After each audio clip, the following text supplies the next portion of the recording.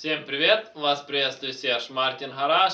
А мы продолжаем. И сегодня у нас очередная очень интересная и важная тема о том, как стучат клапана, почему они стучат, как определить, что это именно стучит клапан. И в этом видео я детально расскажу, и чем это грозит вашему двигателю, если ваш клапан стучит. И для начала хочу напомнить, что каждый из вас может прямо сейчас написать в комментариях свой вопрос или тему, которая вас интересует, на которой вы хотели, чтобы я снял отдельное развернутое видео.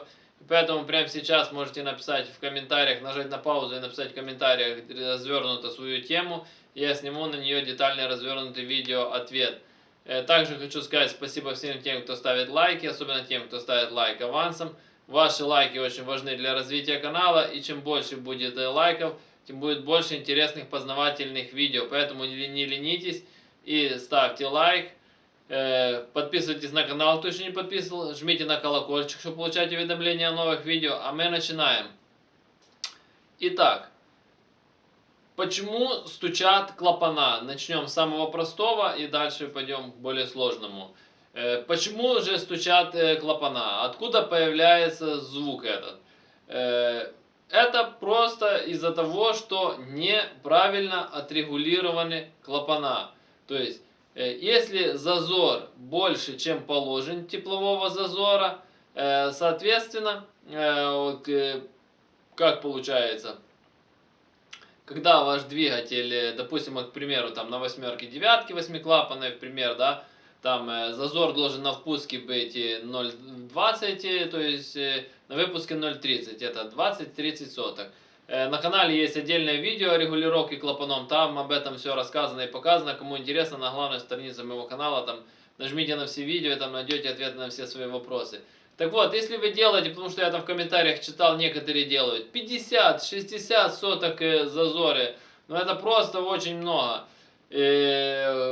И дело в том, что когда ваш двигатель прогревается, тепловой зазор не уходит, остается, а на холодную он еще больше.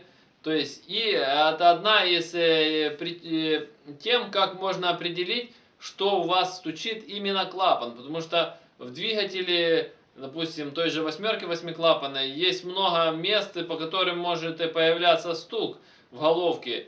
Во-первых, если вы слышите характерный стук, то есть зависящий от оборотов двигателя, это может быть не только клапан. Я сейчас методом исключения, какие еще могут быть? У вас может быть тупо разбита постель распредвала, то есть и получается сам распредвал как молоточком цок-цок-цок-цок-цок стучит в постели, то есть и при наборе оборотов этот стук учащается. Дальше. Очень часто распространенная проблема, это получается у нас стаканчики, толкатели так называемые, тоже разбиваются в колодцах и стучат. Об этом я сниму отдельное видео, почему они стучат и как это все устранить, чтобы они не стучали. То есть, и там, ну там звук немного другой, то есть, но он тоже зависит от оборотов. Также могут, допустим, на холодную, просто тупо из-за того, что большой зазор в поршнях, поршня тоже стучать и отдавать звук как будто на головку, то есть.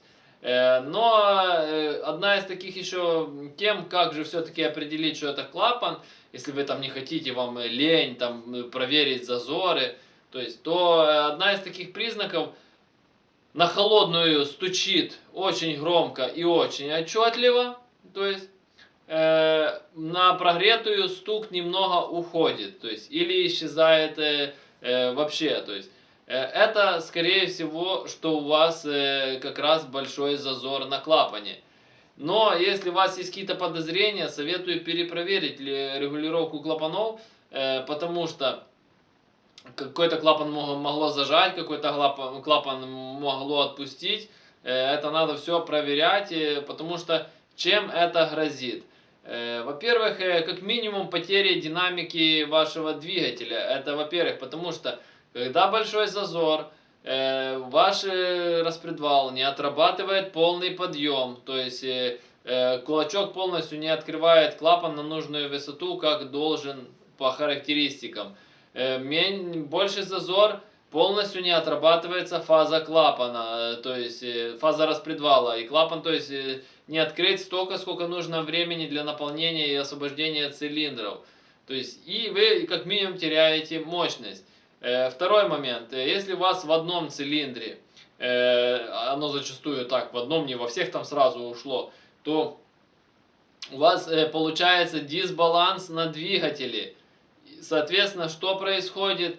У вас один двигатель, на одном цилиндре мощность меньше, на других больше, идет дисбаланс, а дисбаланс всегда разрушает двигатель, потому что дисбаланс начинает убивать вам и вкладыши, и все остальное, создавая лишнюю ненужную вибрацию на двигателе. То есть, и дело в том, что так нежелательно ездить долго, то есть, плюс этот стук сам по себе неприятный на слух, но и дело в том, что почему нужно еще сразу прорегулировать клапана, потому что если вы прорегулировали, а звук остался, значит вам нужно копать дальше, потому что проблема может быть более глобальная, и просто тупо потом у вас, так аж в крайности пойду, может вылезти поршень с шатуном с блока, подать руку дружбы, может там стук вас, может уже сам по себе двигатель стучит. То есть это тоже надо учитывать, не все так просто, как кажется. Поэтому нужно это отслеживать, я же говорю, потому что есть много всяких нюансов. Может распредвал стучать, могут стаканчики стучать. Допустим, не только на переднеприводный фаз, допустим, на вас классики так же само. Когда у вас сильно большой зазор, у вас может, грубо говоря, даже в некоторых случаях и сломать рокер. Это тоже как бы не сильно хорошо, если у вас там большой зазор, соответственно, идет как бы такой удар по рокеру. И дело в том, что если вы крутите двигатель в оборот, это даже не в оборот, его может тупо сломать. То есть, и это нужно определять и сразу устранять.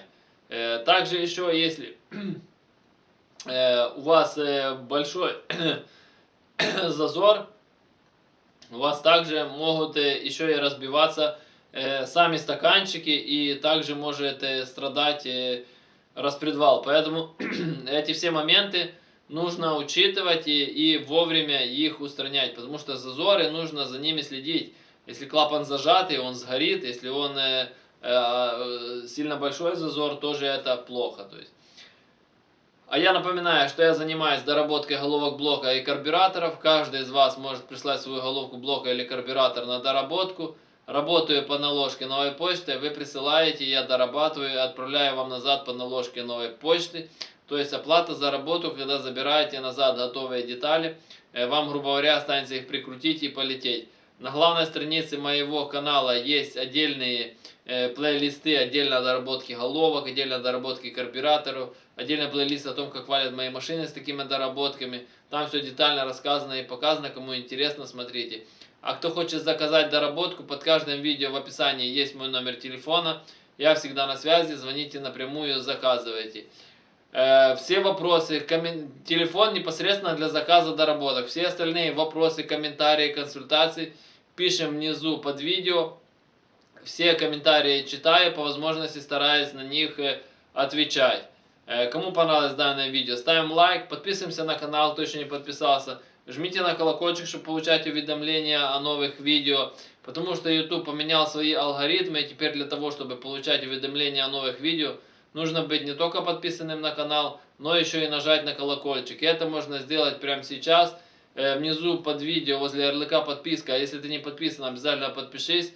Рядом нажимаем на колокольчик. И также это можно сделать на главной странице канала. Возле ярлыка подписка также есть колокольчик. Нажимаете, и тогда вам будет приходить уведомления о новых видео. Потому что я за день выпускаю очень много видео. В день выходит 9 видео. Грубо говоря, как новости, каждый час выходит новая серия. Поэтому жмите на колокольчик. Также делитесь данным видео со своими друзьями, делитесь данным видео в своих соцсетях, репостите данное видео. И тогда канал будет развиваться быстрее, и тогда я буду снимать для вас больше интересных познавательных видео. Всем спасибо за внимание, всем до свидания.